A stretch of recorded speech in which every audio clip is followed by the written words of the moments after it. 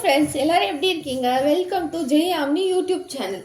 இன்னைக்கு ஒரு பேச்சுலர் சமையல் பார்க்க போகிறோம். இன்னைக்கு நீங்கள் முருங்கைக்காய் சாம்பார் ஈஸியாக டேஸ்ட்டாக எப்படி வைக்கிறதுன்னு பார்க்க போகிறோம். ஃபஸ்ட்டு இது குக்கர் சாம்பார். நம்ம குக்கரில் தான் வைக்க போகிறோம். ஃபஸ்ட்டு கேஸ் ஆன் பண்ணிவிட்டு இது பண்ணவே மொத்தமாகவே 10 to 15 மினிட்ஸ் தாங்க ஆகும். பயங்கர டேஸ்ட்டாக இருக்கும். இதுக்கு நல்லெண்ணெய் விட்டால் சூப்பராக இருக்கும். அதனால் உங்ககிட்ட நல்லெண்ணெய் இருந்தால் நல்லெண்ணெய் விட்டுக்கோங்க, இல்லைனாலும் பரவாயில்ல, ஒன்றும் பிரச்சனை இல்லை.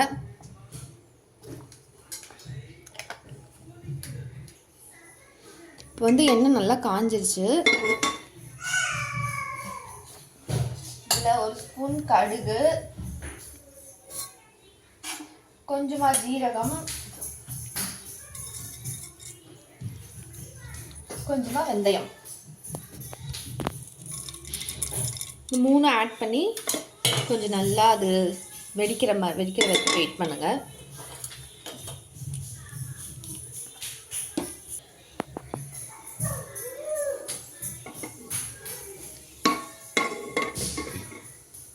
இப்போ இதில் ஒரு காஞ்ச மிளகாய் போட்டுக்கலாம். உங்களுக்கு காரம் கம்மியாக இருக்கிற மாதிரி தெரிஞ்சிச்சுன்னா உங்களுக்கு வேணால் போட்டுக்கலாம். நல்லா மிக்ஸ் பண்ணிவிட்டு பெருங்காயம், கருவேப்பிலை ஃபுல்லாக போட்டுக்கலாம்.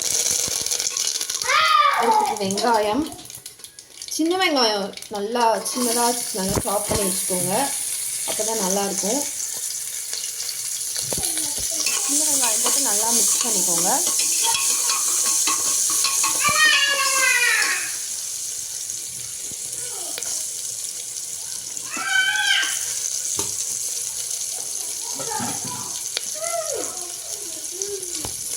சின்ன வெங்காயம் கொஞ்சம் நல்லா வதங்கிறதுக்கு உப்பு போட்டுக்கலாம். இது பேச்சுலர் சாம்பார் தான் பேரே. 10 மினிட்ஸில் செஞ்சிடலாம். அவ்வளோ சூப்பராகவும் இருக்கும், டேஸ்ட்டாகவும் இருக்கும். யார் வேணாலும் செய்யலாம். இப்போ உங்களுக்கு குக்கிங்கே தெரியாது அப்படின்னு சொல்கிறவங்க கூட இந்த மாதிரி சாம்பார் வச்சிட்டிங்கன்னா சூப்பராக இருக்கும். இது நல்லா தக்காளி 1.5 தக்காளி நான் நல்லா கட் பண்ணி போட்டிருக்கேன்.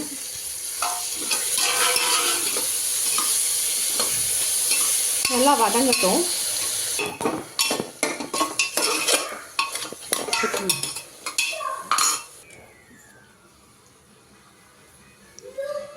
நல்லா இந்த மாதிரி மூடி போட்டு நான் நல்லா குக் பண்ணியிருக்கேன். பாருங்கள், நல்லா ஜூஸியாக வெந்திருக்கு. இந்த ஸ்டேஜில் சாம்பார் பொடி போட்டுருக்கேன். நாங்கள் வீட்டில் அரைச்ச சாம்பார் பொடி இது எப்படி செய்யணும்னு நீங்கள் வேணும்னா உங்களுக்கு கமெண்ட்டில் கொடுங்க. நான் எப்படி செய்கிறதுன்னு போட்டு காமிக்கிறேன். இது எங்கள் அம்மா சூப்பராக அரைப்பாங்க சாம்பார் பொடி. அவங்கக்கிட்டேருந்து வாங்கிட்டு வந்திருக்கேன். இது 2 ஸ்பூன் நான் போட்டிருக்கேன். 2 ஸ்பூன் போட்டிருக்கேன். 2 ஸ்பூன் போட்டு நல்லா மிக்ஸ் பண்ண உடனே பருப்பை ஊற்றிடலாம். இந்த பருப்பு நான் 1 டம்ளர் எடுத்து நல்லா 3-4 விசில் வெந்து இந்த மாதிரி கன்சிஸ்டன்சியில் வச்சுருக்கேன்.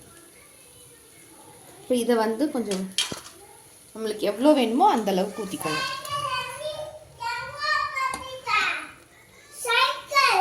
எங்கள் வீட்டில் குழந்தைங்களாம் இருக்கனால அவங்களுக்கு கொஞ்சம் எடுத்து வச்சுருக்கேன் நான்.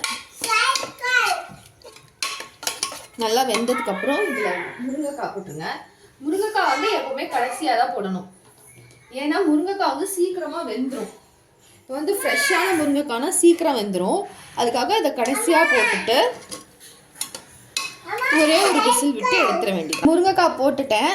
இந்த சாம்பார் பொடி, முருங்கைக்காய், பருப்பு எல்லாம் போட்டாச்சு. இது கொஞ்சம் ரொம்ப திக்காக இருக்கிற மாதிரி தெரியுது. அதனால நான் தண்ணி ஆட் பண்ணிக்கிறேன். தண்ணி ஆட் பண்ணி நல்லா இந்த மாதிரி ஒரு கன்சிஸ்டன்சியில் ஒரு விசில் விட்டு எடுத்துட வேண்டியதான்.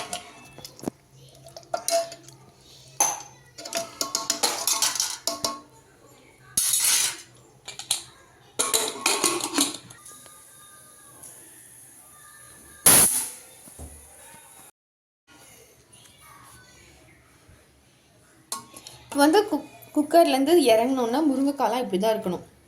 இது வெடிச்சு இருக்காமல் இது ஃபுல்லாக இருந்தால் தான் நம்ம கரெக்டாக செஞ்சுருக்கோன்னு அர்த்தம். இது ஒரே ஒரு விசில் தான் விடணும்.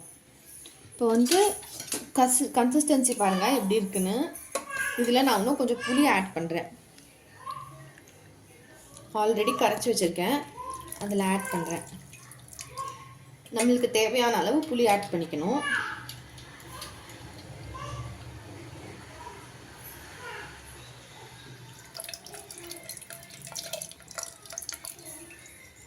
நல்லா புளியை ஊற்றிட்டு நல்லா கொதிக்க வச்சிங்கன்னா கொஞ்சம் நல்லா திக்காகும் சாம்பார். இப்போ வந்து இதில் கொத்தமல்லி போடணும்.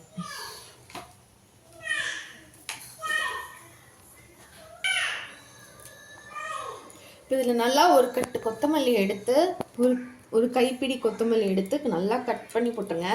ஏன்னா கொத்தமல்லியோட டேஸ்ட்டே தனியாக இருக்கும். எனக்குலாம் ரொம்ப பிடிக்கும் கொத்தமல்லியோட டேஸ்ட்டு. உங்களுக்கும் பிடிக்குமான்னு சொல்லி கமெண்ட்டில் கொடுங்க, பார்க்கலாம் எத்தனை பேருக்கு கொத்தமல்லியோட டேஸ்ட் பிடிக்கும்னு.